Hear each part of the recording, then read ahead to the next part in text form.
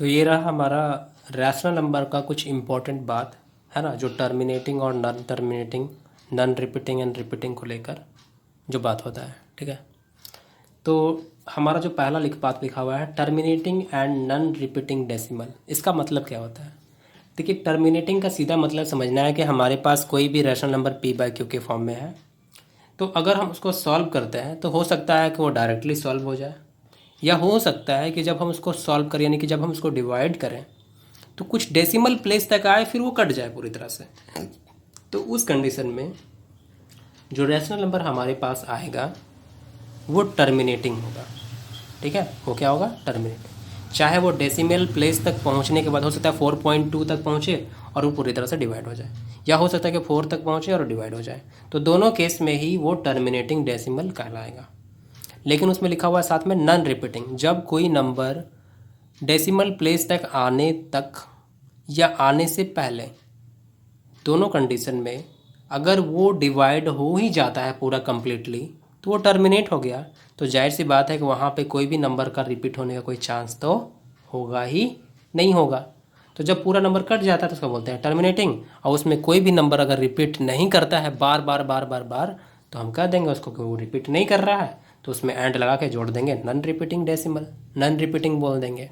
ठीक है, जैसे एग्जाम्पल में कि 78 देख रहे हैं, 78 जो है ना उसको 8 से डिवाइड करना है। 72/8 जो सॉरी लिखा हुआ है, सॉरी मेरी गलती हुआ यहाँ से, 72 जो 8 लिखा हुआ है, 8 को अगर हम 8 डिवाइड करें अगर 72 को, ठीक है, तो 9 बार में डिवाइड हो जाए, कट गया, कहानी खत्म। 9 को आप 9.0 लिखिए या 9 लिखिए, तो 9 जो है वो टर्मिनेटिंग हो गया, साथ में नॉन रिपीटिंग हुआ क्योंकि यहाँ पे कुछ रिपीट हुआ नहीं।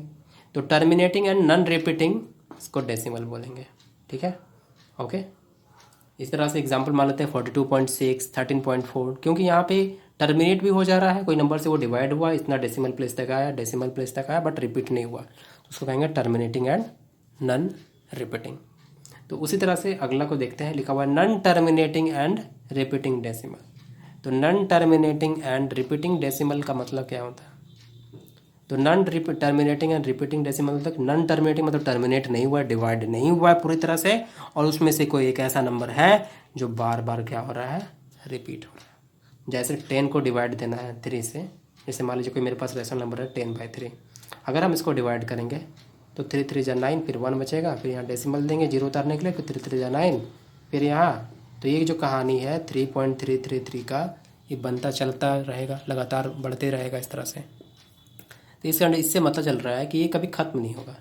तो सिंपली क्या करेंगे, हम लिखेंगे 3.333 और डॉट डॉट डॉट डॉट दे देंगे। अब आपको डॉट डॉट से उपाय बचना है तो सिर्फ क्या कीजिए, 3.3 लिखिए और इसके बाद जो नंबर रिपीट हो रहा है उस पर बार लगा दीजिए, यानी 3.3 पे बार। तो ये 3.3 पे बार रिप्रेजेंट कर रहा है, या फिर आप ऊपर वाला दोनों को किसी को भी बोलिए, तो ये रिप्रेजेंट कर रहा है कि ये नॉन टर्मिनेटिंग यानी कटा नहीं है, और ये बार बता रहा है कि ये बार बार नंबर रिपीट हो रहा है।